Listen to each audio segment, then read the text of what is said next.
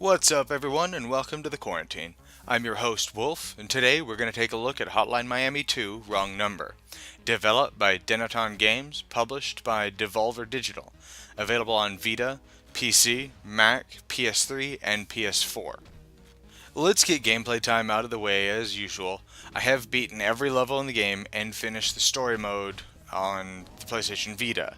I have not replayed it in the hard mode, which just sounds like I'm going to put, bamboo shoots under my fingernails. Hotline Miami 2 is a top-down action shooter similar to a twin stick, and it's a sequel to the very popular Hotline Miami. This time around, the game features a multitude of characters rather than just two.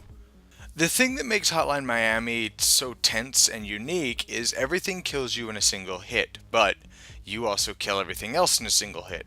Rarely there's an exception to this, but on average, that's generally the rule of the game, and it makes it incredibly tense. Honestly, in terms of gameplay, if you've played the first one, it's exactly the same in terms of gameplay. It's really just a game of trial and error. You look at your scenario, you go around killing people and trying to kill everybody on the level to progress to the next area of the level. After 1, 2, 3, and in rare cases 4, levels, you finish the entire mission and you go into the next scenario. Or not scenario, the next, I guess, mission or level or whatever you want to call it. Other than that, it's very basic. If you've played the first one, you know exactly what you're getting into. That said, this one is way harder than the first game. The masks, for one, are way more game-changing than the first one. Each set of characters have their own unique masks, giving you something like 13 or so masks combined with all the characters. Not really as much as the original one, but again, they changed the gameplay way more drastically than the first one did. For example, one of the masks allows your fist to kill instantly, just like the tiger mask in the first one. Yet, you can't pick up anything, which, if I'm not mistaken, exactly like the first one as well.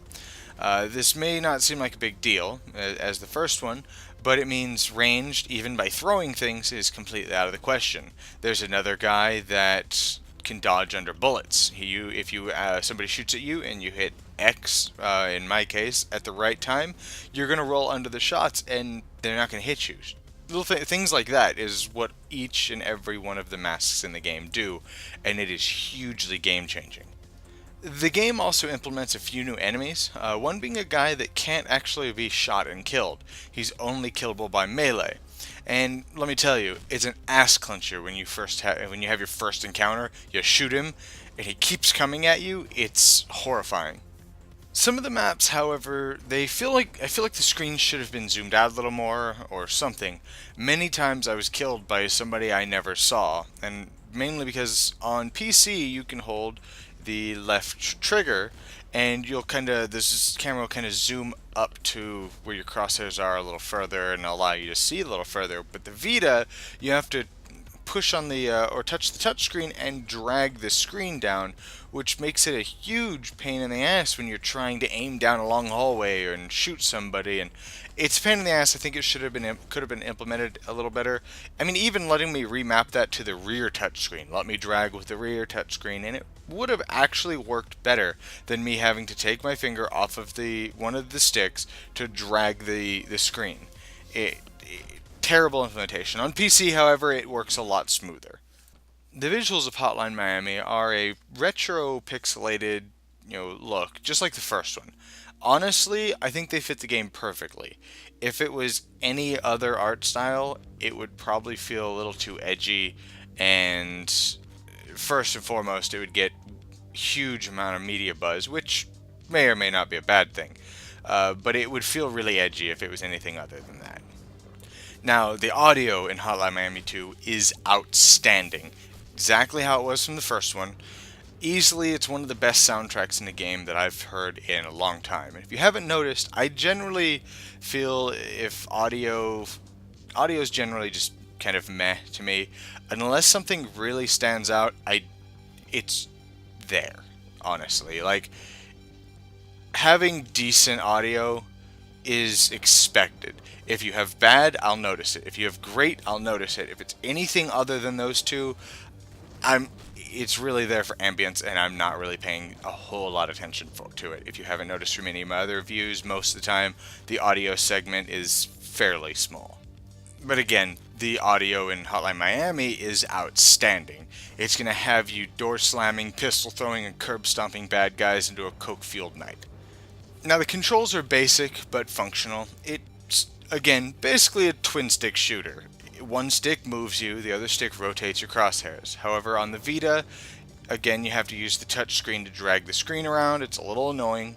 Left trigger throws whatever's in your active hand, save for a few of the masks where you actually switch between a gun and a knife, which is really neat. And you pick up ammunition, which is really cool as well. Right trigger is going to attack with your active weapon. The devs did add a lock-on feature, and let me tell you, it is amazing, but it's also the most irritating, rage-inducing feature in the game. With the increased difficulty, the lock-on saves you a lot of heartache. However, sometimes when you kill who you're locked onto, the crosshairs are going to go back to free-floating. Sometimes, however, it'll just lock onto the next person at the worst possible time, making your shots miss the two people that come bursting through the door to investigate the shotgun blast they just heard in the bathroom. This didn't really seem to be an issue on the PC, but again, super annoying on the Vita. I mean, maybe it's mine. My Vita is getting old. I got it at launch, so maybe I'm having an issue with the controller. I don't know, but it got me killed more times than I can count. The story this time around is a little more tangible, I guess, for lack of a better word, rather than being confusing as hell, cryptic ending from the first one that basically just makes fun of the players. This one actually has a plot that's a bit confusing, but it is very fitting to the series. But let's face it, you're not playing Hotline Miami 2 for the story. Overall, would I recommend Hotline Miami 2? Honestly, if you like the first one, then hell yes. It improves almost every aspect of the game. It makes the masks way more game-changing. It adds more of the coke-fueled bloodbath goodness. And on top of that, the ending is exactly the way Hotline Miami 2 should end. The whole sequence is outstanding.